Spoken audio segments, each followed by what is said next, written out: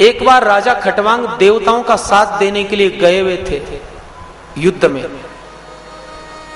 और खटवांग को यह पता नहीं चला कि मेरी उम्र पूरी हो गई।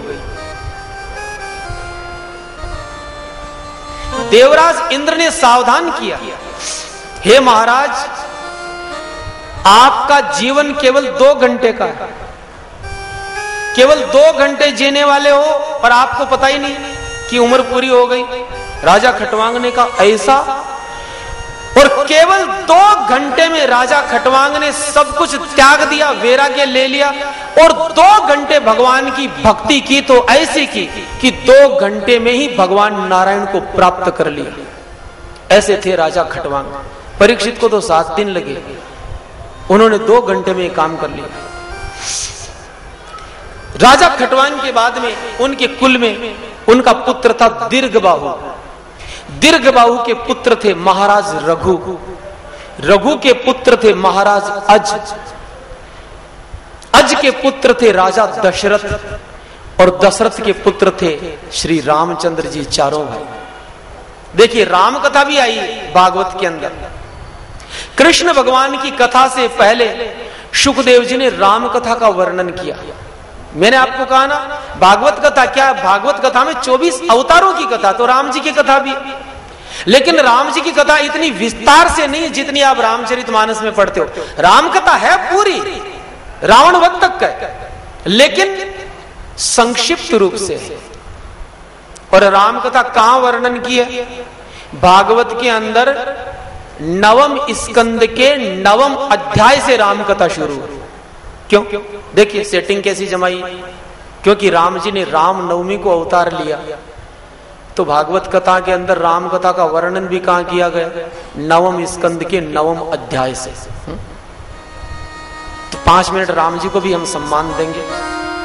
श्री राम जय राम जय जय राम, श्री राम जय राम जय जय राम, श्री राम जय राम जय जय राम, श्री राम जय राम जय जय राम, श्री राम जय राम जय जय राम, श्री राम जय राम जय जय राम, श्री राम जय राम जय जय राम, श्री राम जय राम जय जय राम।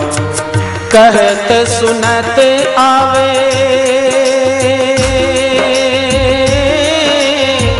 कहत सुनत आवे अखियों में पानी, राम कहानी सुनो रे राम कहानी, राम कहानी सुनो रे राम कहानी, राम कहानी सुनो रे राम कहानी, राम कहानी सुनो रे राम कहानी। श्री राम जय राम जय जय राम, श्री राम जय राम जय जय राम, श्री राम जय राम जय जय राम, श्री राम जय राम जय जय राम। दशरथ के राज दुलारे, कौशल्या की आंख के तारे, दशरथ के राज दुलारे, कौशल्या की आंख के तारे। वो सूर्य वंश के सूरज, रघुकुल के थे उजियारे, वो सूर्य वंश के सूरज, रघुकुल के थे उजियारे, वो सूर्य वंश के सूरज, रघुकुल के थे उजियारे, वो सूर्य वंश के सूरज, रघुकुल के थे उजियारे। राजीव नयन बोले,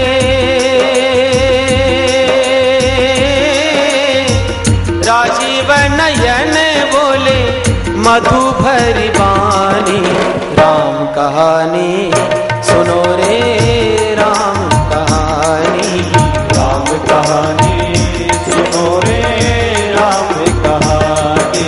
श्री राम जय राम जय जय राम, श्री राम जय राम जय जय राम, श्री राम जय राम जय जय राम, श्री राम जय राम जय जय राम, श्री राम जय राम जय जय राम, श्री राम जय राम जय जय राम, श्री राम जय राम जय जय राम, श्री राम जय राम जय जय राम, श्री राम जय राम जय जय राम, श्री राम जय राम जय जय राम, श्री राम जय राम जय जय राम, श्री राम जय राम जय जय राम। बोले श्री रामचंद्र भगवान की जय। लेकिन सुखदेव जी ने कहा कि राम जी ने अवतार क्यों लिया? हम तो ये समझे बैठे कि राम जी ने केवल रावण को मारने के लिए अवतार लिया। नहीं, वो कहते हैं राम जी ने अवतार लिया जगत को आदर्श सिखाने के लिए, शिक्षा देने के लिए। कोई मनुष्य गृहस्थ जीवन में रहते हुए भी आदर्शवादी कैसे बने, वो राम जी ने स्वयं चल के दिखाया। कैसे? एक पत्नी व्रत धरो राजर्षि चरित सुचि। ध्यान से सुनना। एक पत्नी व्रत धरो राजर्षि चरित शुचि। स्वधर्मं गृह में धियम शिक्षयन् स्वयमाचर। शिक्षयन् स्वयमाचर। श्री रामचंद्र जी ने अपने चरित्र से सबको शिक्षा दी।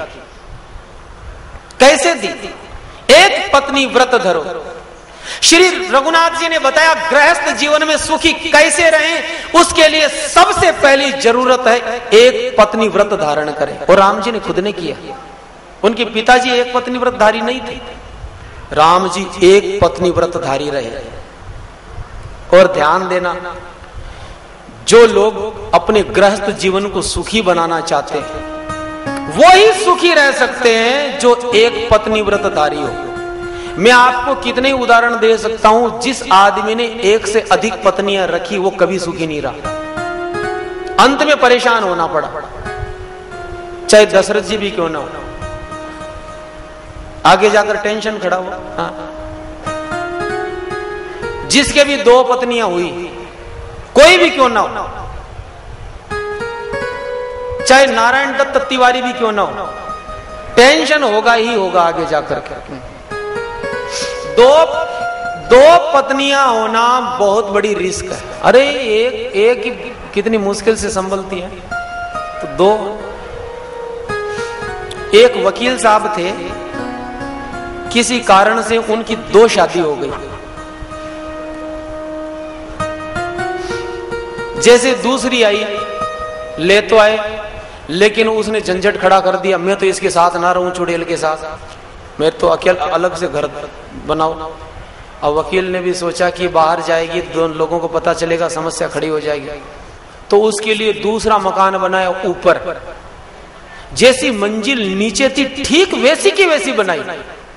कारीगरों से कहा कोई फर्क मत छोड़ देना, नहीं तो झंझट खड़ा हो जाएगा कि उसकी एक खूंटी ज्यादा, मेरे क्यों नहीं, उसके 2 बाथरूम है, मेरे भी। तो बिल्कुल एक जैसा। शाम को जो सामान लाते थे दोनों के लिए बिल्कुल एक जैसा लाते थे। अगर थोड़ा सा फर्क हो गया तो झंझट, फिर लड़ाई। एक दिन आने में देर हो गई वकील साहब, रात की 12 बज गई और चोर घुस गया घर में। वो दोनों अपने अपने फ्लैट में सो रही थी, चोर घुस गया। चोर चोरी कर रहा था। चोर को पता था कि शायद कहीं बाहर चले गए होंगे, घर का मालिक यहाँ आया नहीं, मालकिन सो रही है, कोई तकलीफ नहीं। लेकिन 12 बजे वकील ने घंटी बजा दी, और घंटियां दोनों की एक साथ बजती थी, यूं नहीं केवल नीचे वाली की बजे ना, एक साथ। दोनों जाग गई और चोर ने सोचा अरे कोई आ गया। दोनों पत्नी आके खड़ी हो गई, वो सीढ़ियों में खड़ी हो गई, नीचे वाली। हाँ। चोर बेचारा दुबक करके बैठ गया, अरे ये तो घर का मालिक आ गया, अब क्या करूं, ये तो समस्या हो गई। छिप करके बैठ गया, सांस रोक करके।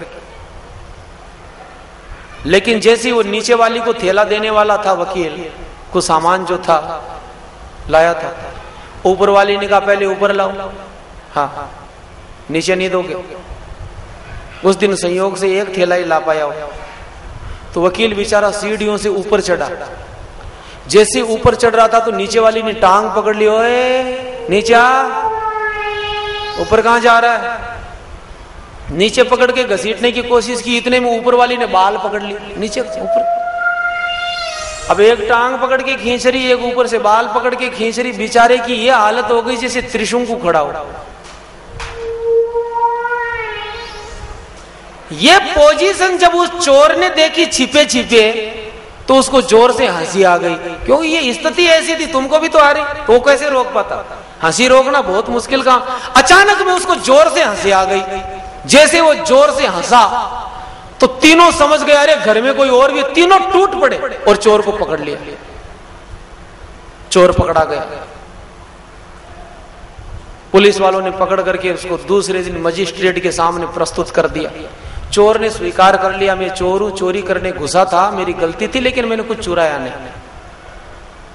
अब जज ने भी कहा कि चल तूने स्वीकार कर लिया, कोई अपराध भी नहीं बनता क्योंकि तूने कोई सामान तो लिया नहीं। बता तेरे को क्या सजा दे? तू बोल, सजा तो मिलेगी क्योंकि तू घर में घुसा, क्या सजा दे? चोर ने कहा जज साहब कुछ भी सजा दो, स्वीकार है। फांसी पर चढ़ा दो, स्वीकार है, लेकिन 2 पत्नियां होने की सजा मत दे देना,